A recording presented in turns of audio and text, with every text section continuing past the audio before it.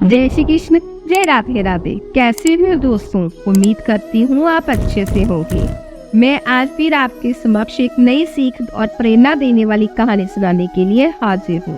पर कहानी सुनाने से पहले मैं आपसे अनुरोध करती हूँ कि अगर आपने अपने इस चैनल को सब्सक्राइब नहीं किया है तो फटाफट जाकर पहले इसको सब्सक्राइब करें, ताकि आप हमारे लिए प्रेरणा का स्रोत बने, क्योंकि आपके सब्सक्रिप्शन से हमें प्रेरणा का स्रोत मिलता है। चलिए अब कहानी की तरफ। कहानी का नाम है ईमानदार किसान। तो किसी गांव में एक शामू नाम का किसान रहता था।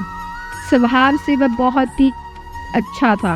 उसका एक खेत था जो बहुत छोटा था, जिस कारण उसके बड़े परिवार का गुजर बसर मुश्किल से ही हो पाता था। शामू अपने खेत में मन लगाकर काम करता था, लेकिन खेत छोटा होने के कारण कुछ ही घंटों में काम खत्म हो जाता था। उसके बाद वह सारा समय खाली रहता था। काम के बाद खाली समय शामों को बिताना भारी पड़ता था। इसलिए उसने एक दिन सोचा, क्यों ना खाली समय में गांव के सेठ जी के पास जाऊं और उनके खेत पर मजदूरी कर ली जाए। इससे खाली समय भी कट जाएगा और जो घर में पैसों की कमी है वो भी थोड़ी दूर हो जाएगी। थोड़ा और भी अच्छा गुजर बसर हो जाएगा। ये सोचकर वो सेठ जी के पास चला जाता है। गांव के सेठ जी बड़े ही भले इंसान थे।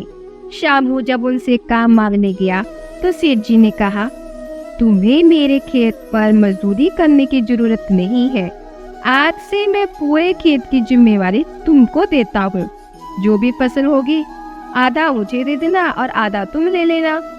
सेठ जी के इस भले व्यवहार से शामू बहुत खुश हुआ। अगले ही दिन उसने खेत पर काम करना शुरू कर दिया। वह प्रतिदिन सुबह सबसे पहले अपने खेत का काम करता, फिर सेठ जी के खेत में काम करने चला जाता। एक दिन दोपहर में जब शामू सेठ जी के खेत पर हल चला रहा था, तभी उसी वक्त उसका पैर किसी सख्त चीज से टकराया। उसने उसको थोड़ा सा मिट्टी हटाकर देखा तो उसकी मिट्टी के अंदर एक छोटा सा मटका था। उसके ऊपर लाल कपड़ा बंधा हुआ था। शामू पहले तो थोड़ा डर गया, लेकिन फिर भी उसने थोड़ा साहस करके मटके पर बंधा कपड़ा हटाया और जैसे ही मटके के अंदर देखा, उसके आश्चर्य का ठिकाना ना रहा। उसमें सोने के कई आभूषण थे। तो शामू को समझ नहीं आ रहा था कि वे कीमती आभूषणों का क्या करे। एक और सोचता कि इसे किसी सुनार को बेचकर अपने घर की पैसे की कमी को दूर कर लिया जाए, बिल्कुल ही खत्म हो जाएगी। वहीं दूसरे पल वो सोचता कि जमीन तो सेठ जी की है, ये उन्हें ही सौंपना उचित होगा।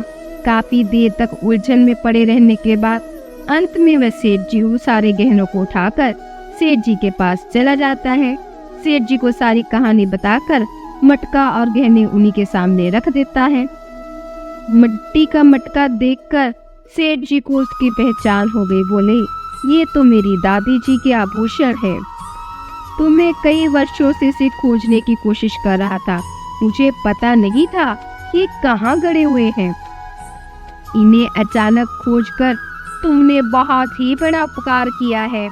तुम्हें इस काम के लिए कोई इनाम तो मिलना ही चाहिए।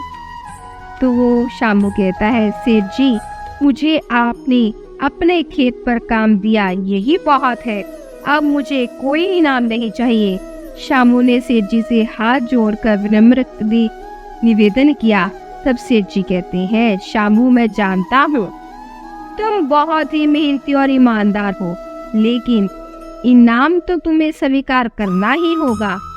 सेठ जी थोड़े देर रुके और फिर कहा, मेरे जिस खेत पर तुम काम कर रहे हो, आज से वो तुम्हारा है, तुम उसके मालिक हो।